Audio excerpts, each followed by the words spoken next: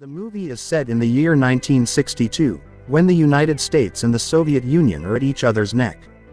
In America, there is a rumor that the Soviets may drop a nuclear bomb anytime soon, prompting many citizens to build a secret bunker in their house. Eccentric scientist Dr. Calvin Weber is one of those citizens, and after months of hard work, he has built an advanced fallout bunker in his backyard, which has all the amenities required to survive a nuclear war. One day, Calvin organizes a party at his house and invites several of his colleagues.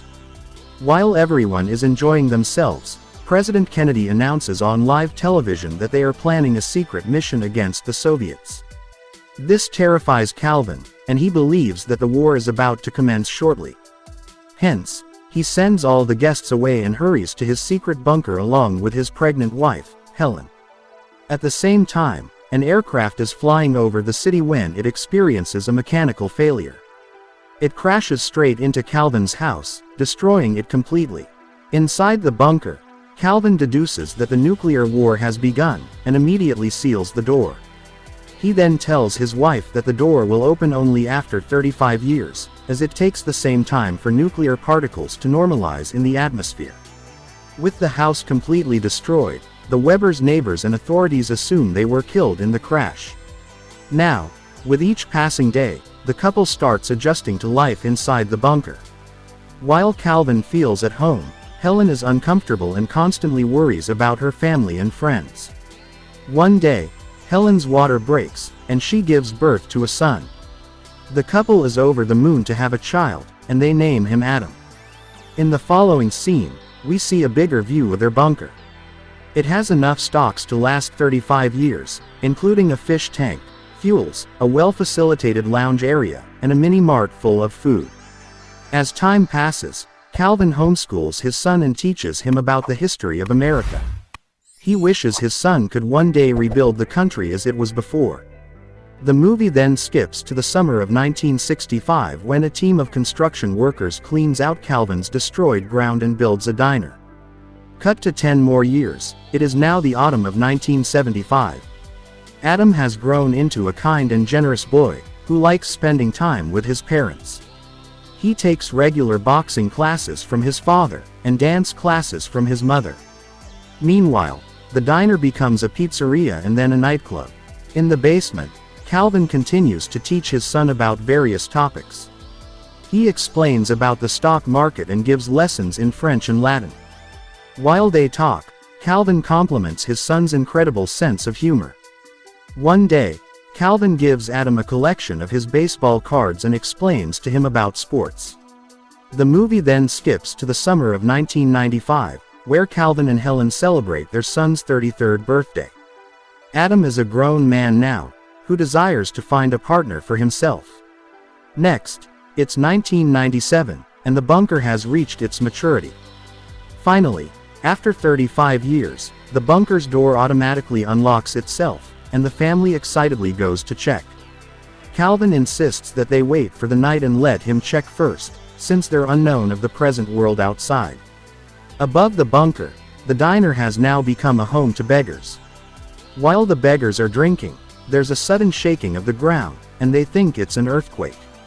However, it turns out that Calvin has come up to the surface with a radiation suit on, and seeing him, one of the beggars falls unconscious. Following this, Calvin ventures out into his old neighborhood, only to find out that it has completely changed. He sees people playfully pointing guns at him and even stumbles into an adult video store. Realizing that his neighborhood has degraded, he gets worried and returns to the bunker.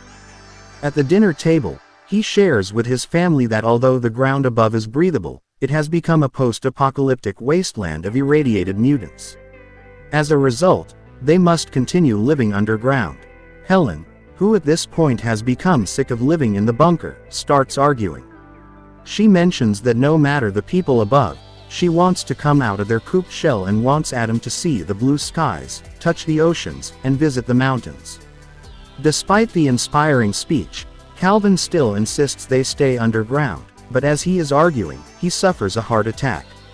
With supplies running out and Calvin falling ill, Helen wants Adam to go outside and get whatever they need for 2 years or so. She gives him a list of grocery items and tells him that it would be wonderful if he can find a girl, one who's not a mutant. Before leaving, Calvin advises Adam to not enter the adult video store, claiming that it has harmful levels of radiation. Actually, he is just trying to keep his son away from vulgarity. After a while, Adam packs his handbag and leaves the bunker for the first time. On the surface, he comes across the beggar, Melker, who encountered his father the previous night. While Adam marvels at the outside world, Melker starts worshipping Calvin and the elevator through which he and Adam made their way out. Melker thinks of them as some divine powers that have struck his life to change his fate. Meanwhile, Adam finally sees the blue sky above and waves at the people in the streets as he is seeing them for the first time. He's stunned to see a woman of color and greets her excitedly. Next, he stumbles upon the same adult video store his father had warned him about, so he quickly covers his nose and urges others to do the same. Later, Adam gets on a bus, but he is scared to feel the vehicle moving. He speaks as per his taught knowledge, but that apparently doesn't fit with the normal life at present. The passengers on the bus think that he is crazy, and the bus driver even gives him a weird stare. After a while, Adam finally arrives at a grocery store and strolls around to pick up the items his mom had listed for him. When he goes to buy meat, the butcher tells him that if he makes a larger order, it would be directly delivered to his house. Hearing the word house, Adam realizes that he has forgotten the way back to his bunker. Worried, he desperately looks around the city for his bunker's location, but doesn't find any sign of it. By this point, his cash has almost run out, so he tries to sell his father's classic baseball cards at a hobby shop. The shop owner concludes that Adam is crazy for trying to sell the cards for a surprisingly low price, so he offers to buy the whole pack for just $500. Just then, the shop's assistant, Eve, approaches the two and stops the owner from cheating. She informs Adam that each of his cards costs at least $6,000, as they are extremely rare. She then berates her boss, and quits her job on the spot. Witnessing all this, Adam gets instantly smitten by her. After coming out of the store, he begs Eve to drive him to the Holiday Inn restaurant, as per his mother's instructions. At first, Eve refuses, but when Adam promises to give her 2 cards in return, she agrees. Soon, the two arrive at the hotel, but before Adam can say anything, Eve returns home. The following morning, Adam gets a call from Eve, who asks him to come down to the lounge area. It turns out that she has come to give back his card, since she feels guilty. After returning the card, she tries to walk away, but Adam asks her to help purchase supplies in exchange for $1,000 a week as her pay. Eve agrees and they buy truckloads of supplies, as Adam has to make sure that the supplies last for at least 2 years. Later, he also asks Eve to help him find a wife who is not a mutant. In the next scene, Adam meets Eve's gay housemate and best friend, Troy, who is a bit curious by nature. He asks Adam about his hometown, and the latter lies that he is originally from Alaska, and has come here for a business trip. Later, Eve and Troy give Adam a fashion makeover, and the two even take him skateboarding. Next, Adam gets the chance to see the ocean for the first time, and he excitedly dives into the water and enjoys himself. He also attends a baseball game and shouts in excitement that he finally knows what his father was talking about. One day, it starts raining, and Adam feels the rainwater for the first time in his life. Eve urges him to return to the house, but Adam wants to keep experiencing the wonderful feeling. Out of nowhere, he hugs Eve tightly, implying that he is enjoying life in the real world.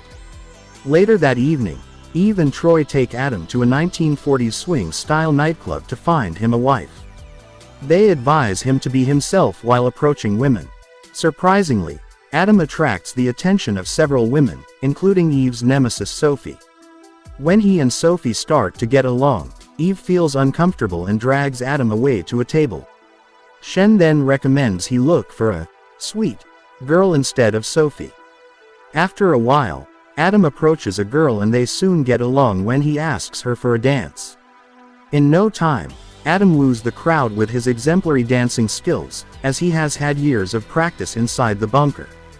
Meanwhile, a jealous Eve reconnects with her ex-boyfriend, who pokes Adam into an argument. However, he soon regrets it when Adam demonstrates his boxing skills, having trained every single day with his father at the bunker. Because of all the commotion, Eve gets irritated and decides to abandon Adam and return home. A while later, Troy also arrives and informs Eve that Adam left the club with Sophie. Hearing this, Eve storms out of the house and gets in her car to get Adam back. Just as she is about to drive off, Adam suddenly knocks on the door, startling the life out of her. Following this, the two return to the house and Adam explains that he politely rejected Sophie as he could only think of Eve. He then expresses his love for her, and the two finally kiss. Now, with Eve by his side, he decides to tell her about his past. He reveals that he lived in a fallout bunker with his family for 35 years, and is seeing the outside world for the first time. He also expresses his desire to make Eve his wife, and take her to the bunker, so that they can live a happy life. However, Eve thinks he is crazy and asks him to leave. The following day, while learning to drive a truck with Troy, Adam spots the adult video store from earlier and finally discovers his bunker's location. He hurries back to Eve's house to tell her about his finding but notices two psychiatrists waiting for him there. Adam initially cooperates, but escapes after giving Eve and Troy the key to his hotel room. He asks them to take all the cards and pay his hotel bill before driving away in a truck. A while later, Troy and Eve reach Adam's room in the hotel and find clothing, toothpaste and other items from the 1960s. They also come across some valuable stock certificates of Adam's father, which are now worth millions. With this, they conclude that Adam is not crazy and he was actually telling the truth the whole time. In the meantime, Adam returns home after 2 weeks of staying in the outside world. He hugs his parents and tells them about how lovely the world has become. Soon, Melker and his friends help Adam load the supplies into the bunker. On the other hand, Eve and Troy try to locate Adam's underground bunker but to no avail. At night, while they are returning home, Eve spots Adam outside the adult video store. She immediately calls out his name and gets out of the car. They embrace and kiss each other, and Adam takes her to meet his parents. Calvin and Helen are impressed with Eve, but Adam wants his father to wait for 2 months, while he makes arrangements outside. During this time, Adam and Eve sell the stocks to build a new home in the country, identical to his previous house. They plan to bring Calvin and Helen slowly to the surface and start a new life with them. After a few months, Adam's parents arrive at their new home. They are astonished to see their son do so much for them. While Helen and Eve prepare dinner for the family, Adam reveals to his father that there was never an atomic war, and that the bomb was not a bomb. Instead, a plane crashed into their house. He also reveals that the Soviet Union collapsed without a war. However, Calvin is unconvinced and makes fun of his son's revelation. The movie ends as Calvin plans to build a new fallout bunker as Eve watches from the kitchen window and plays with her engagement ring.